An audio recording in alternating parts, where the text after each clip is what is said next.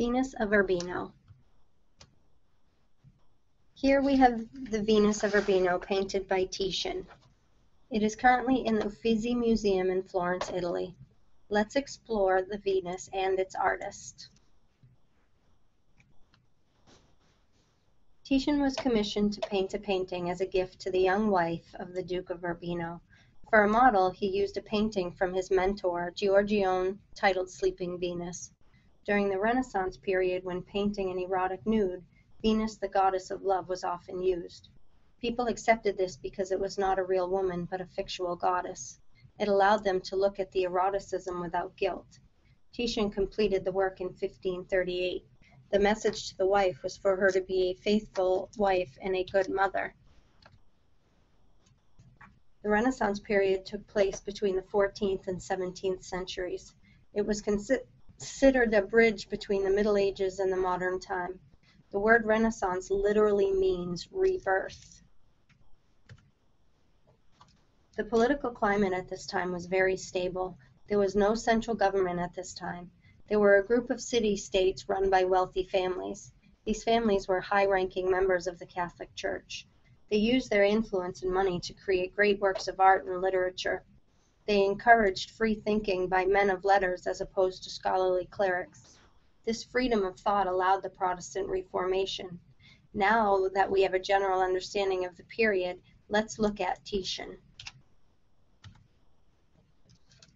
Titian, born to a wealthy family in Italy in 1488, he was the most important painter in Renaissance Venice. He studied painting at the art school of Giovanni Bellini. While studying at Bellini's school, he met Giorgione, who was to become his most important teacher and mentor. He became the painter for many famous families in Venice, including the Vauvier family, who he painted the Venus for.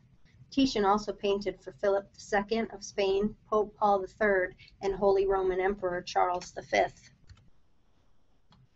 This is Olympia, painted by Monet. It is currently at the Musée d'Orsay in Paris. Let's explore Olympia and her artist. Olympia was painted by Edouard Manet for the Paris Salon of 1865. He drew his inspiration from Titian's Venus of Urbino. He used a model by the name of Victorine Meurent, who was immediately met with scorn and outrage, not for the nudity, but that she was a prostitute. He gave this prostitute a face, which was the major cause of the outrage. Olympia was painted during a time referred to as the Realism period between the years of 1850 to 1900. At that time, Paris was the center of the art world. It was also the beginning of the Industrial Revolution. There was great movement of people from farmers living in the countryside to factory workers in the industrial cities.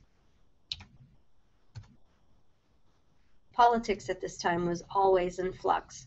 Although most of it was under Napoleon III, first as president of the Second Republic, he then led a coup d'etat and declared himself emperor. Beginning the Second Empire, he declared war on Prussia in 1870 and was defeated in a matter of weeks. The French legislature quickly established the Third Republic. The birth of the Republic saw France occupied by foreign troops, the capital in a popular socialist insurrection, the Paris Commune, which was violently repressed by Adolphe Thiers, and 2 provinces annexed to Germany. Feelings of national guilt and a desire for vengeance would be major preoccupations of the French throughout the next 2 decades. Influence of the church greatly decreased at this time, and the people of France became very secular. Monet was born to an upper-class family in Paris, France, on January 23, 1832. His father, a French judge, expected him to follow in his footsteps and go into law.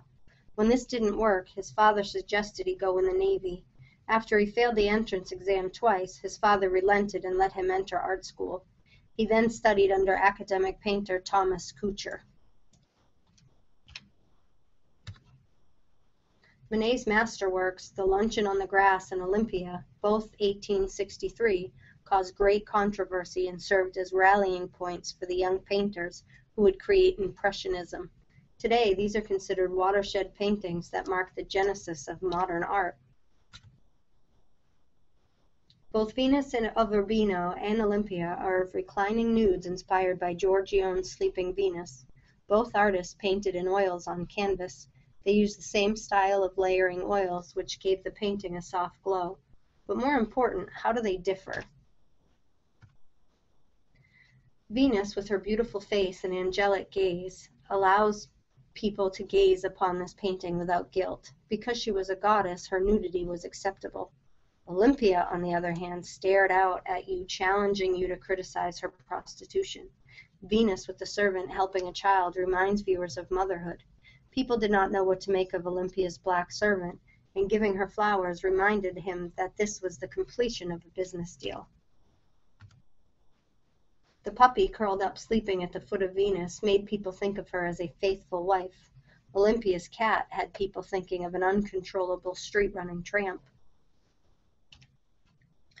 So as you can see, what can be perceived as minor differences in the two paintings had a profound effect on how well the painting was accepted by people. Venus was immediately loved by the people and recognized as a masterpiece. Olympia, on the other hand, was hated and had to be protected to keep people from destroying her.